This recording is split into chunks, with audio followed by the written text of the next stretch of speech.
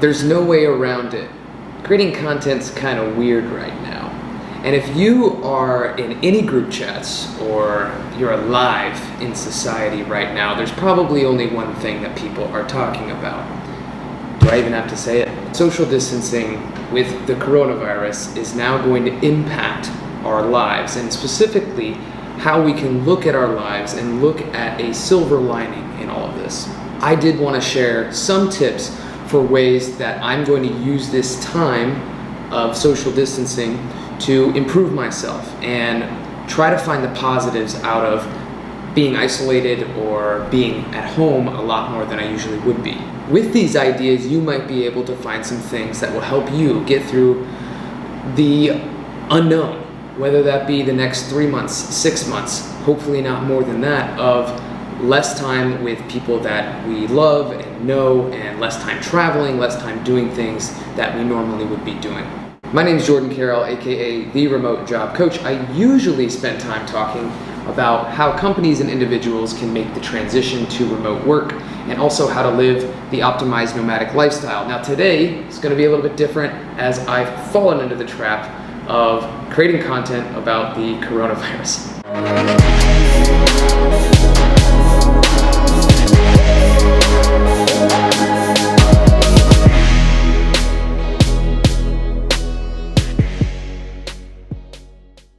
So 5 ways that I am maximizing social distancing. Number 1, creative pursuits. Now is really a great time to dive into some creative pursuits during social time, where maybe you'd be with friends or you'd be with family or you'd be doing something else. I'm going to be spending a lot more time investing in my YouTube channel, investing in creating videos, writing my book, and I think when you have an opportunity to really dive into some of those things that you're passionate about and find other people that maybe you can collaborate with virtually, I think you'll replace some of that connection that you might be losing during the social isolation period. Number 2, continued learning.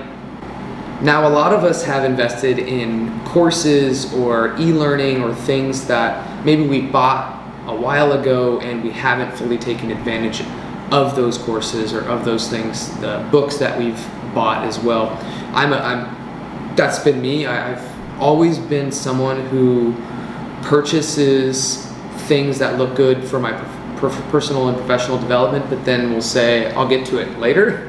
So I have like a stockpile of things that I really want to kind of dig into, and I think this is also a good time during the social isolation period to get into some of those courses that you haven't done yet, to read more, to invest more time in your education, your professional development, especially if you're in a spot where maybe your job was compromised or the industry that you're working in is going to be highly affected by this for a long time. This is a great time to learn new skills and to invest in the continued learning and things that you can kind of pick up through virtual means. Number 3, new ways to work out.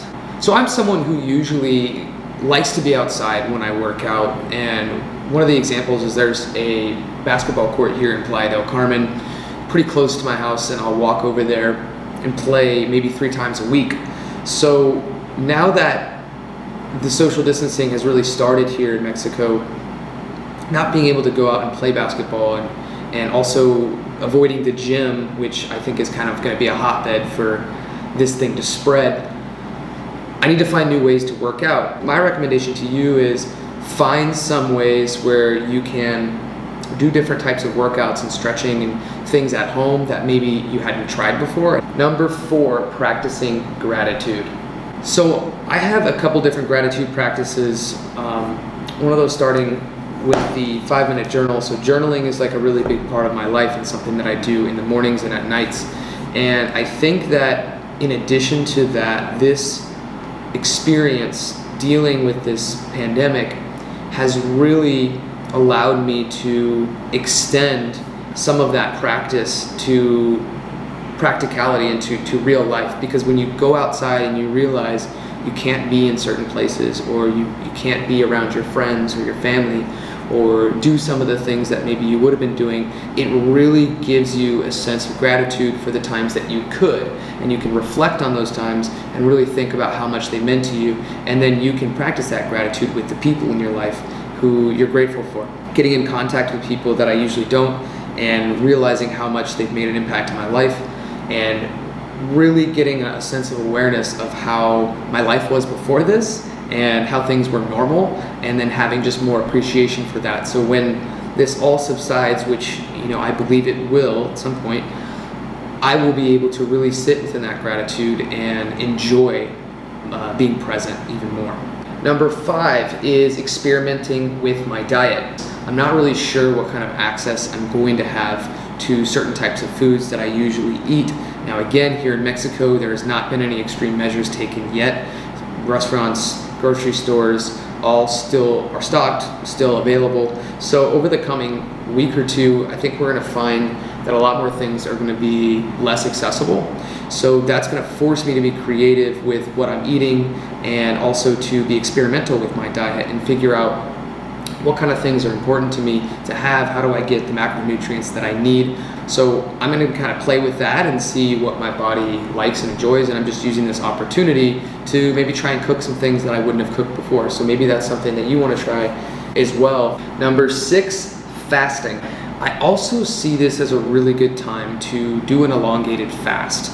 Now, if you've never done an elongated fast or you're not familiar with fasting, there are a lot of physical benefits that come with fasting. If we're in an opportunity where food is more limited, then that can also be an excuse to fast, whereas I usually wouldn't really want to, although I know that it's good for me and I do want to try it.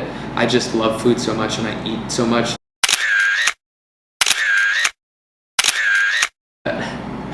It's hard to think that I would go 3 to 5 days without eating, but my roommate and I were talking about that because he's wanted to do a fast as well. And if you're doing that with someone else and there are societal pressures and external factors that are making that more appealing, then it might be kind of a cool thing. I have a buddy named Mike Cassavant who started fasting. He was, I think, well over 400 or close to 500 pounds and lost like 200 pounds in the past 9 months to a year just from fasting. He changed nothing else in his diet. He feels great. If you can use an excuse like the coronavirus to do it, then hey, it's one more reason.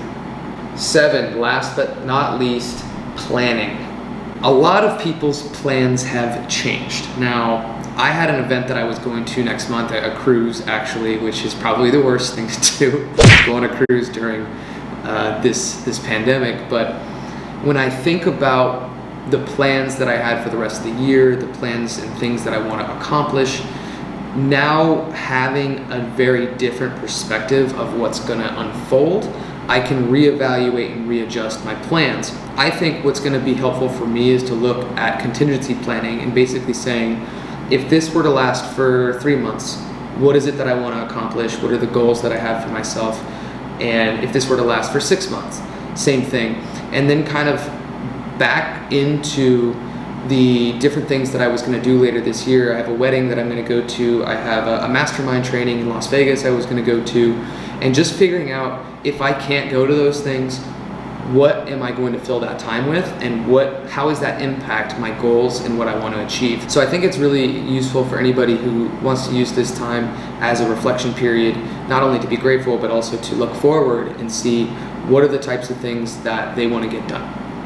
What are you doing during this time of social distancing? I would love to hear how you're making it productive, how you're looking at the silver lining, how you can be positive during this time. Drop me a comment below, let me know what you're doing. Make sure to subscribe and hit that notification bell for more videos. And until next time, keep wandering, you're not lost.